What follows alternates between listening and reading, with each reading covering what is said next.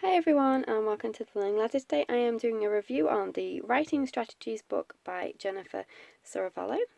I purchased this book, I think it was over the summer, to do some further research to see how I can support my developing writer, and also as a writer myself.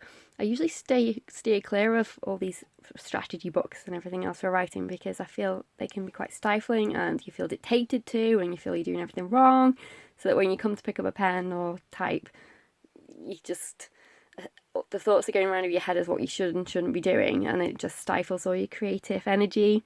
So I usually stay clear of them, but with this being specifically for children, I had high hopes that it wouldn't be that way, and I was pleasantly and thankfully surprised that it isn't, so that's great. I found this book to be very supportive of the creative process. She was suggesting strategies and techniques, but they weren't stifling, and it wasn't, this is the right way, this is the wrong way to teach writing or for your student to creatively write, which I found really refreshing in a writing strategies book, and I wish they would come out with an adult version of this, although I think many of the skills and techniques you can transfer to your adult writing anyway. But I thought it was very, very enjoyable. It's not something that I think you would necessarily read cover to cover. It's more to do with identifying areas where you want your writer to develop, as the title suggests.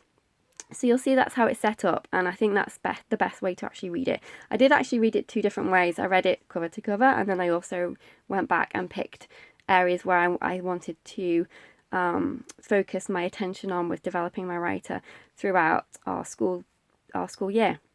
So she set it up into goals. So for goal 1, we've got composing with pictures.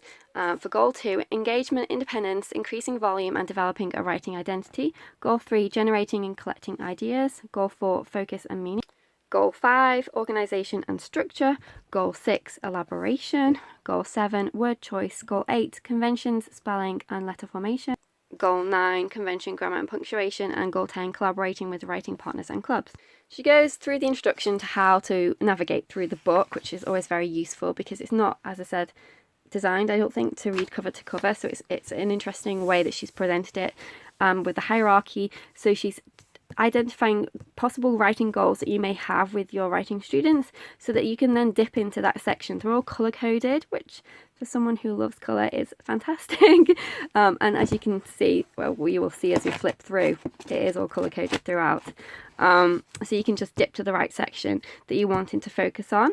She goes through how you can figure out what strategy are you looking for, from various techniques to through assessment and observation of your students, but nothing too intense where, again, it can put young writers off, which I really appreciated.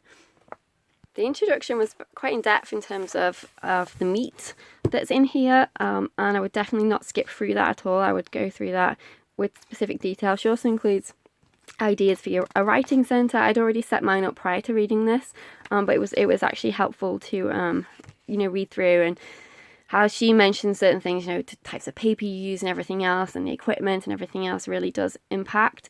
So it was really interesting to read that and to know that having a writing centre is actually very helpful.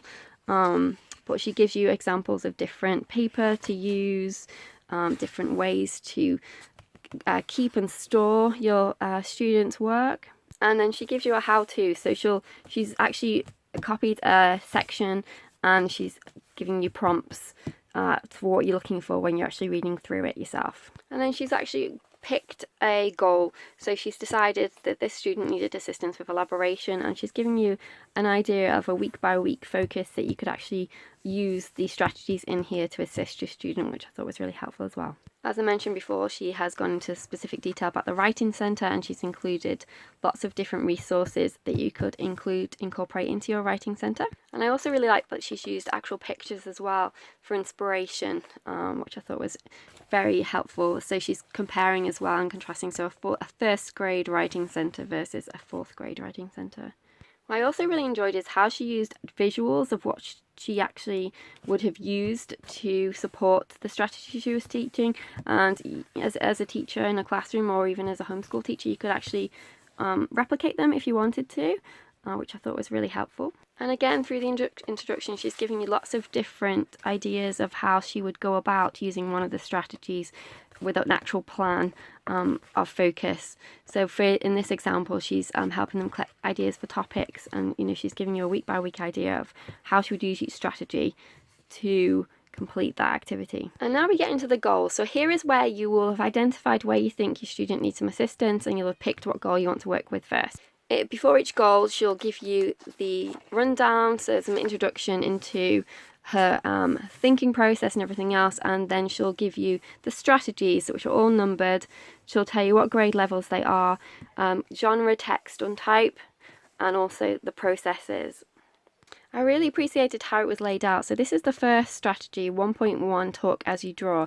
So over here, we've got who it's for, we've got the genre, the process, and at the bottom, she's got little examples of other material that you could use. Also within the text as well, often she'll mention books that you could actually read aloud to your students to help them with that specific strategy, which I thought was great. And also on some of them, she's also got QR codes where you could see a student doing that activity, and then examples of, in this particular case, the student, and then the teacher as to how you could present it. So anchor chart ideas to use in the classroom or the home setting. So as you can see, they are all colour coded, as we mentioned. So this is goal 6, this is elaboration. So again, she's giving you some introduction to why the goal is important and everything else, and ways to process that as you're going through your teaching.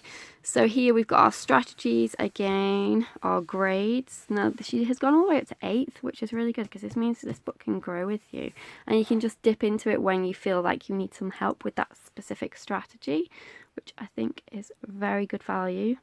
And there we've got our genres and our processes. So as this one is on elaboration, she's giving you an example of a picture, so they can draw the picture, they can write a little sentence, and then you could say to them to add more, and you could explain how you could add more to your picture, which would then enable you to add more to your text. You could also use speech bubbles to let your characters talk, which my daughter loves doing speech bubbles. She thinks it's so fun.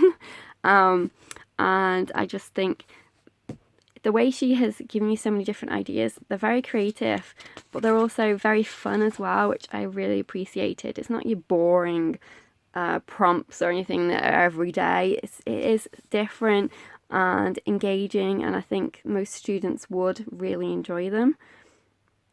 As I mentioned before, I like the fact that she used literature suggestions to bring books to life. So for example, if there's a specific book that your child loves to read, you can incorporate that into your writing lesson so that you can encourage them to create something that, like the book that they've just recently enjoyed, or get inspiration from it, and to encourage them that they can do it, which I think is just fantastic. It's very supportive. It's not, as I said, stifling at all. I didn't find when I was reading it as a writer myself, I didn't feel lectured to, and I didn't feel pushed that I couldn't still use my creative license with certain things. She actually even does mention that at some point throughout as well, that as writers you are allowed to use creative license throughout, which I think is really important, especially for young writers, so they're not losing that excitement with writing by thinking of all the processes that bog them down, that they need to do this before they can even start.